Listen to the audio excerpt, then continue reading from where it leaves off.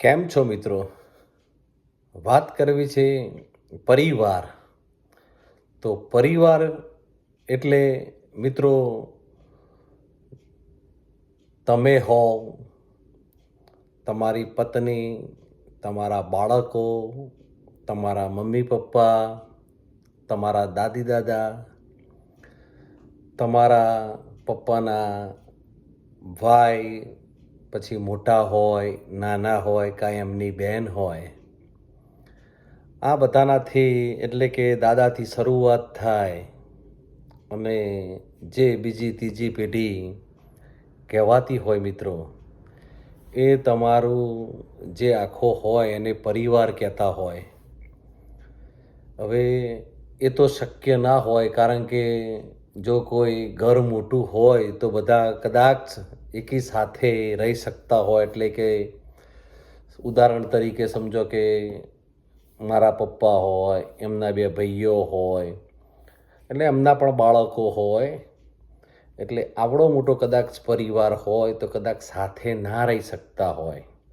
કદાચ મકાનો જુદા હોય, ધંધા જુદા હોય, પણ આ બધો તમારો એક પરિવાર કહેવાતો હોય.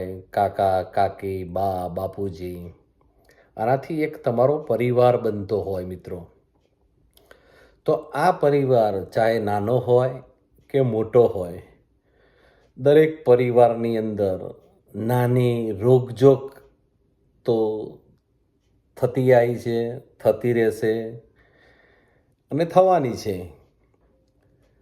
પણ પરિવારની જો હું વ્યાખ્યા આપું તો જ્યારે તમારા ઘેર કોઈ શુભ પ્રસંગ હોય અને તમારા માથે આશીર્વાદના હાથ મુકાતા હોય, જેટલો પરિવાર મોટો એટલા આશીર્વાદ વધુ, અને જેટલો પરિવાર મોટો એટલું કદાચ કોઈ દુઃખ આવી પડ્યું હોય તો એ દુઃખની વહેંચણી, એટલે કે સુખની અંદર વધારો થવો અને દુઃખની અંદર વહેંચણી થવી. કારણ કે જીવનની અંદર સુખ અને દુઃખના પ્રસંગો દરેકના જીવનમાં આવતા જ હોય. વારા પછી વારો, આજે તારો વારો તો કાલે મારો વારો.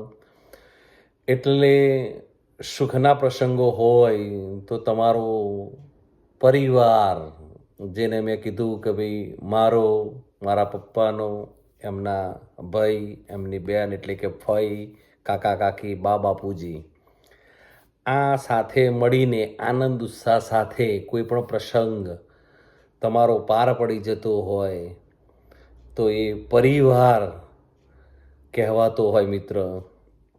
અને કોઈ દુઃખ અણધાર્યું આવી પડ્યું હોય, કાં તો કોઈ તમારા ઘરની અંદરથી કોઈ સ્વજન ગયું હોય,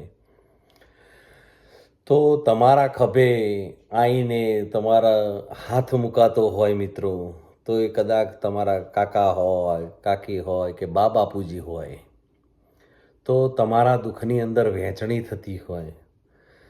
કદાચ એકી સાથે ભોજન ના લઈ શકતા હોય, પણ વાર તહેવારે પ્રસંગે એકબીજાને ફોન કાં તો રૂબરૂ મળીને અને એ તહેવારોની ઉજવણી થતી હોય, કાં શુભ પ્રસંગોની થતી હોય. લેટ ગોની ભાવના હોય પરિવારની અંદર.